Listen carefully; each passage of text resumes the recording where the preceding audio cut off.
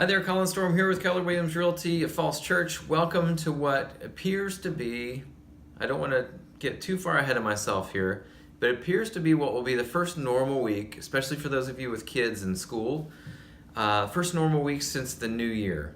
So I am holding my breath and hopeful that we can all experience a little bit of normality for the first time, really actually since before the Christmas break. So hopefully you've got some great plans in store.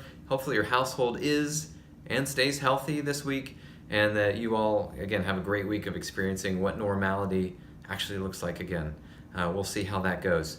Anyhow, I just wanted to take a quick look today at the contract numbers, the home sales contract numbers from 2017, to start to give people an idea of how best to prepare for the spring market and when to try to hit that spring market. If you're thinking about selling a home, or if you know someone who is, you want to start thinking now about what to do to prepare and what time frame to target to give yourself the best opportunity to get that best possible price.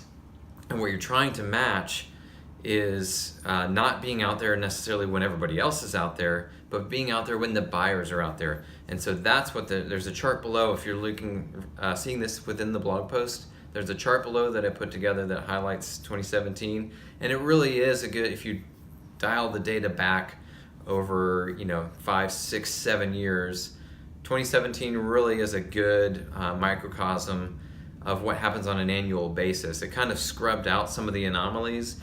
Each year there might be one month that's higher than it was the year before, but 2017 was pretty normal, except for January. January 2017 was a pretty high performing month compared to January's past. But otherwise, it's a pretty good barometer for what the typical year looks like in the city of Falls Church. And you'll see in the data that in 2017, the time to hit the market in terms of buyer activity was in that April-May timeframe, just as we would all suspect is the case. But the thing is, it really starts to ramp up in late March. So we really are just around the corner from that spring market coming into play for people who are thinking about selling a home this year. So it really starts to kick in late March, gets through May, and then some residual activity into June as people pick up what's left of the inventory, and as some late inventory comes on. And the reason we want to look at the contract numbers, so this chart shows the number of contracts that were written that month. We want to look at that because that shows real-time buyer activity. That's the actual buyer intent.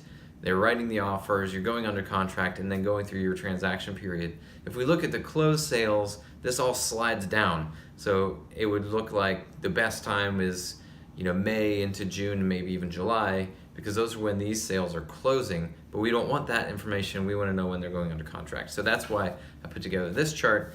And one caveat that you'll see from this past year in particular is that in 2017, December was not the time to be on the market. As you will see, there was 2 places that went under contract in the entire month, and one of those had been on the market for quite some time, and thankfully for them, finally got a contract going, and I believe we'll be closing fairly soon.